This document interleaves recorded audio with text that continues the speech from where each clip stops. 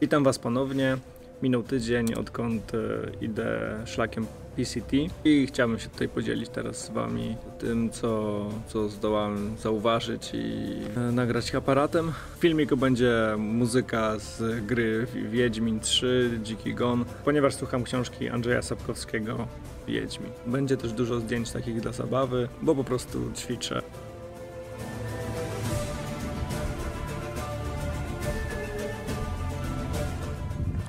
Dzień drugi. Jest ciepło i został mi niecały litr wody. A w ogóle to już wczoraj w autobusie, jak jechałem na linię startu, poznałem dziewczynę ze Szwajcarii. No i idziemy na razie razem.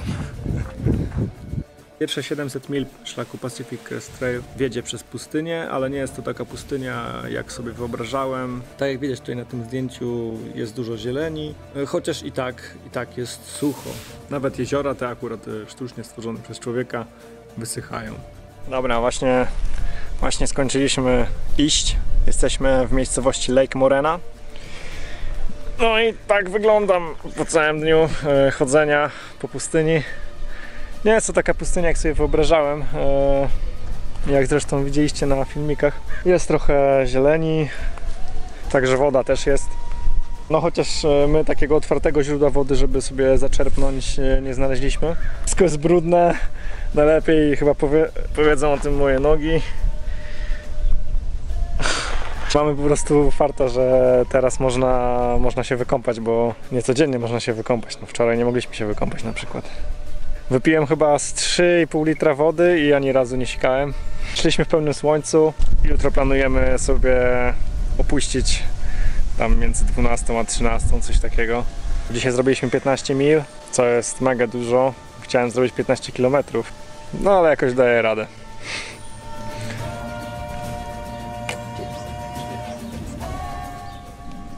I'm having a bad night.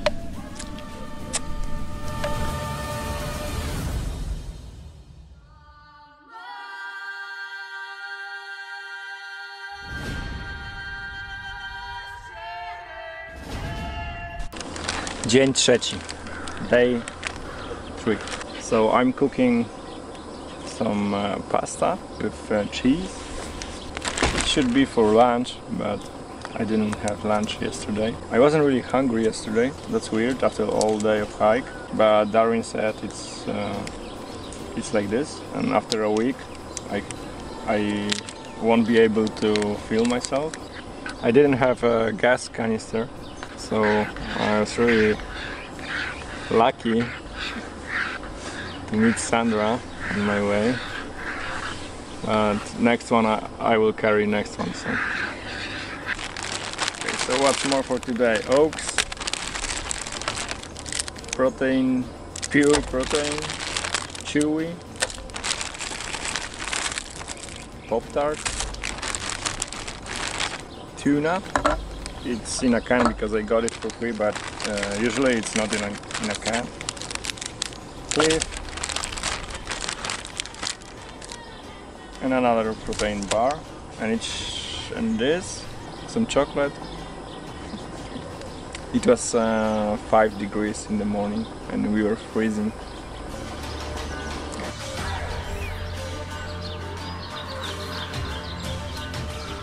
Z czego składa się przejście każdego szlaku? No głównie schodzenia. W moim przypadku jeszcze zrobienia zdjęć i filmików, jak przeprawiamy się przez różne bagna, rzeki i tak dalej, chociaż tego na razie jest malutko. Wlazłem na jakieś drzewo, żeby zrobić ujęcie zachodu słońca.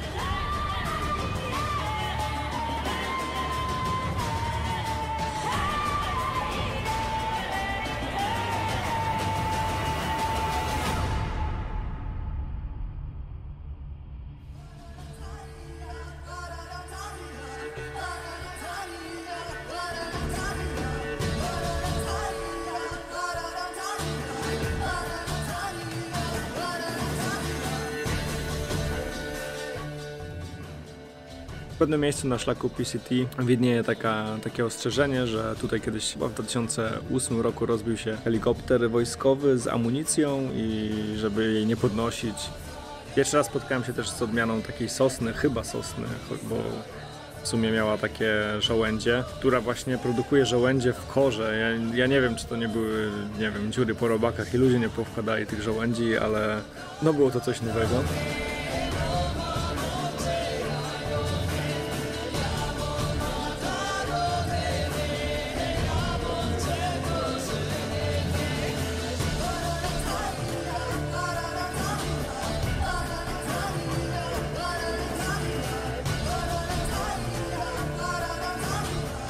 No i dochodzimy do kolejnego takiego punktu milowego, kamienia milowego, można powiedzieć, Mount Laguna. Właśnie wziąłem prysznic, który dzisiaj jest dzień 4. Przeszliśmy jakieś 41 mil. No i co chwilę są takie kempingi z prysznicem za $1 czy tam za 50 centów. Nie jest tak źle, jak się by mogło wydawać. W zasadzie niedługo się zacznie dopiero tak naprawdę. Trzeba będzie nieść 5 litrów wody albo coś takiego, kupę żarcia. Przez 3-4 dni nie będzie w ogóle możliwości do kupienia niczego. I tak to wygląda. No, tutaj zrobiliśmy sobie pranie, suszymy na stole i zaraz będziemy jeść. Ale nie zostajemy tutaj na noc, bo kasują równo od 5 do $15 za noc za zwykły namiot, nie? Od osoby.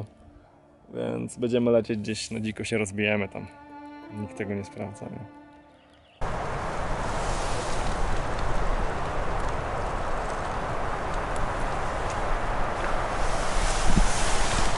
Ale wieje.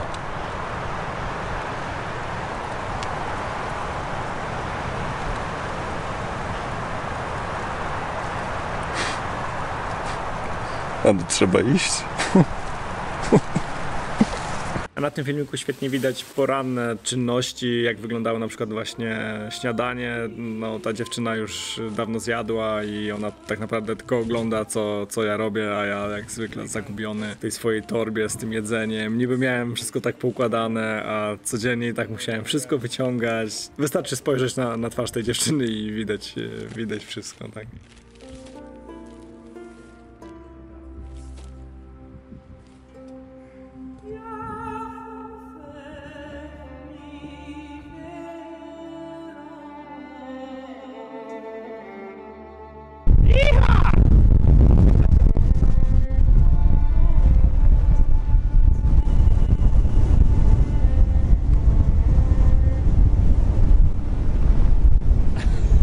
Miałem taki zamysł, żeby wykorzystać tę kamerę, tworząc taki reportaż o ludziach na szlaku PCT, więc tutaj jeszcze nagrywałem właśnie, jak jakiś pan grał na takich mikroskrzypcach. Ale później stwierdziłem, że muszę się skupić na sobie, żeby jak najszybciej wyrobić rutynę i zacząć korzystać z marszu.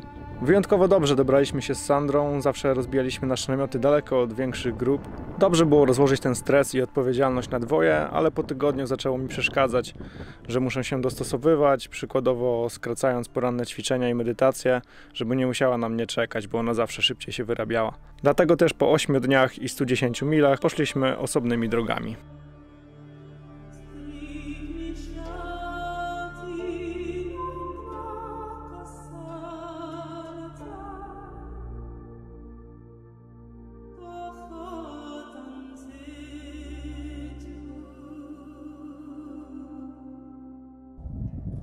Widzicie to? Tą równinę? To jest patelnia, przez którą dzisiaj muszę przejść. Dzień 6. Wczoraj było już spoko, bo nic mnie nie bolało. Ale też nie zrobiliśmy jakoś nie wiadomo ile tych kilometrów. Rozbiliśmy namiot w takim miejscu, że nie było trawy, tylko sama ziemia taka sucha. I po prostu taki kurz wszędzie. W obiektywie słyszę, że coś grzęzi, także nie wesoło. Cały namiot tam, wszystko w kurzu, nie? Ja cały brudny. Wszystko, jedzenie z piaskiem w zębach. Ogólnie jest coraz lepiej, nie? A jeszcze nie jest zimno i nie pada. Będzie ciekawie, to na pewno.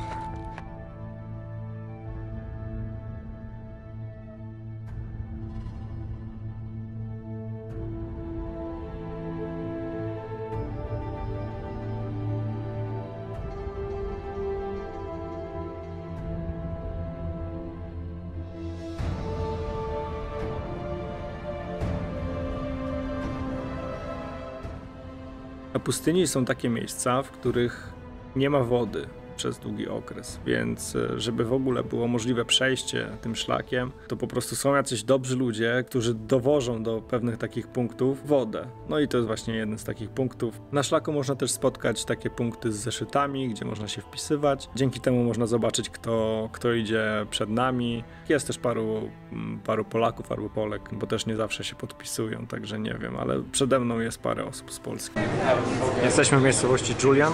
Zrobiliśmy dzisiaj 17 mil z buta. Myślę, że tak 3-4 mile temu osiągnąłem mój limit na dzisiaj. Jesteśmy w restauracji, czy w takiej cukierni bardziej, u mamy. I tutaj każdy hiker dostaje ciastko, lody i lemoniadę albo kawę za darmo. Nie wiem, jak oni na tym wychodzą, ale jest przepyszna. Jestem cały brudny. Od 2 dni temu się kąpaliśmy. Zaraz idziemy do restauracji, w której podobno dają hikerom się przespać na ziemi. Także zobaczymy, jak to wyjdzie. Za bardzo w to nie wierzyłem, ale na razie wszystko było prawdą, także miejscowość Julian polecam odwiedzić.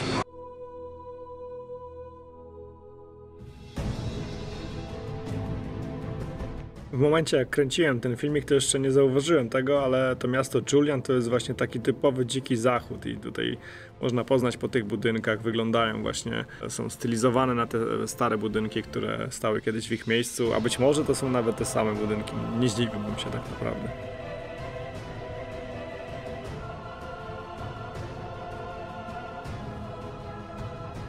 A tu kolejna ciekawostka, w Ameryce jest tyle weteranów wojennych, że mają swoje różne stowarzyszenia. W Polsce na pewno też mają, ale myślę, że nie działa to na taką skalę. Tutaj był oddział numer 400 tam któryś, oddział American Legion, czyli amerykańskiego legionu i tam mogli wchodzić tylko i wyłącznie weterani lub osoby towarzyszące i to był taki klub, no różne rzeczy tam organizowali, spotkania, jakieś formy aktywizacji, śniadania. Udało nam się dotrzeć do tej restauracji Carmen's, gdzie ta właścicielka jest taka bardzo przyjazna, to właśnie już na schodach powitanie dla hikerów PCT, a na zapleczu Hiker Box.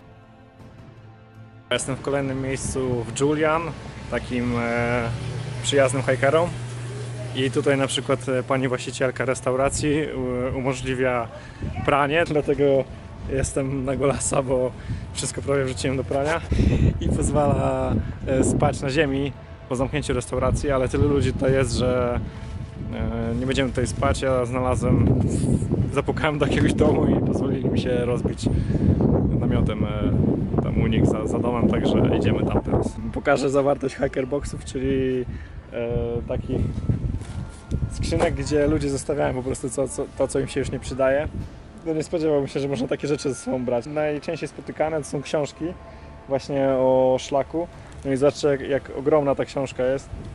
Waży pewnie, no nie wiem, no kilogram waży na pewno. Tutaj drugą ktoś zostawił.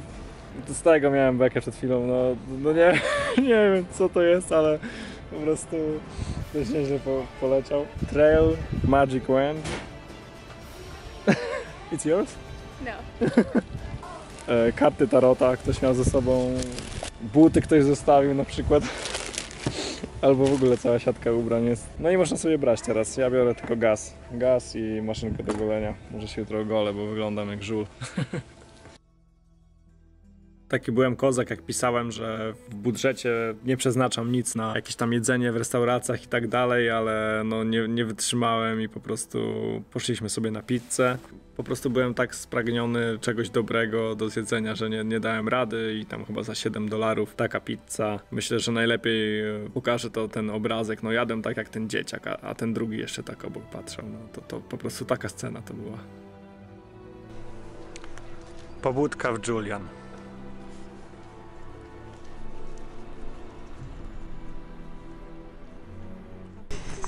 Okazuje się, że Julian to jest miasteczko poszukiwaczy złota, czyli tak zwany daleki dziki zachód. I dzisiaj akurat są dni upamiętniające ten fakt.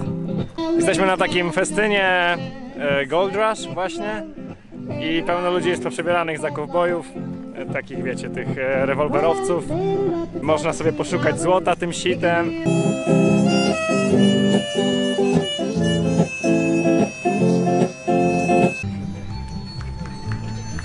tired of taking a nap. And like my mom, like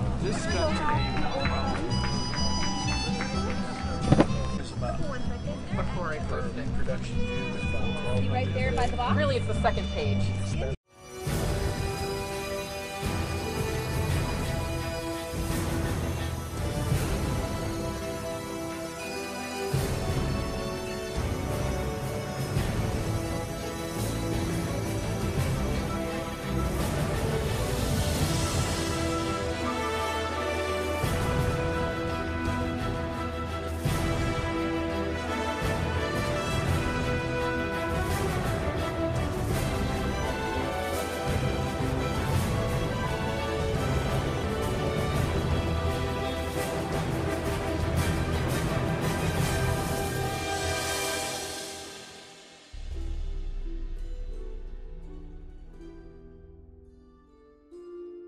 Tutaj Sandra kroi cytrynę do wody, żeby mieć taką lemoniadę, a nie tylko tą wodę ciągle pić, bo woda, jak się pije tyle wody, to później brakuje różnych składników w organizmie, wypukuje się.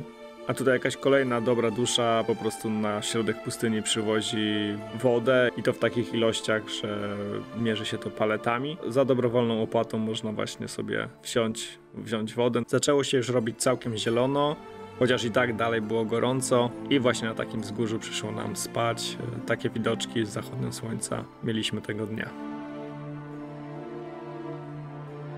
A tutaj chciałem pokazać, ile można ludzi po drodze spotkać. Najwięcej ludzi jest właśnie przy źródłach. Tutaj właśnie mój kolega filtruje wodę.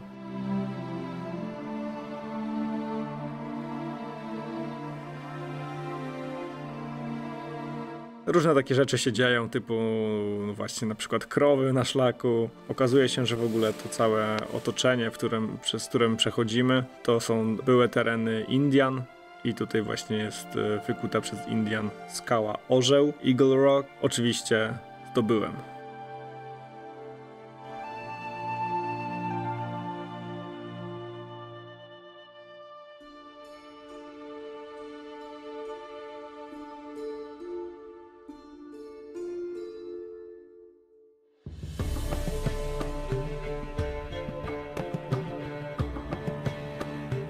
I to już ostatni punkt tego filmiku. Docieram do Warner Springs, do takiego centrum dla hikerów, można powiedzieć. Ktoś to kiedyś tam założył. Zrobiłem tutaj wywiad, później może zamieszczę. No, mnóstwo ludzi się tam zatrzymywało, było też tam wszystko. Były prysznice, była kuchnia, był internet, no wszystko. Pole namiotowe oczywiście. Pranie można było zrobić fakt, że ręcznie, ale można było wszystko, czego hiker potrzebuje.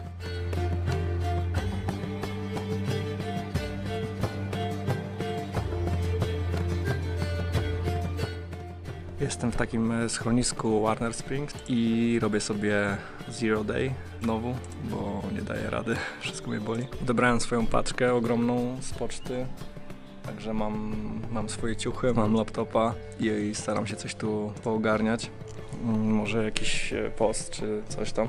Od tych wolontariuszy, którzy się tym zajmują, tym miejscem, dostałem mnóstwo jedzenia, głównie warzyw, no i robię zupę.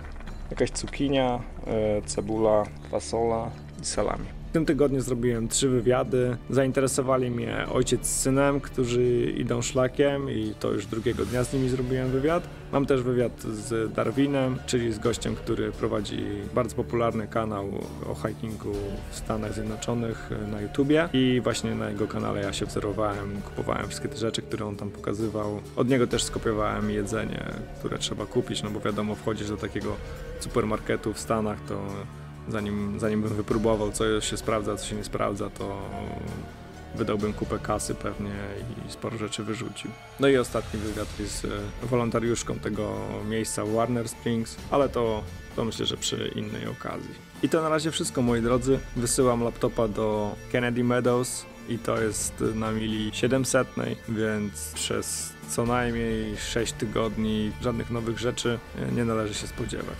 Do usłyszenia!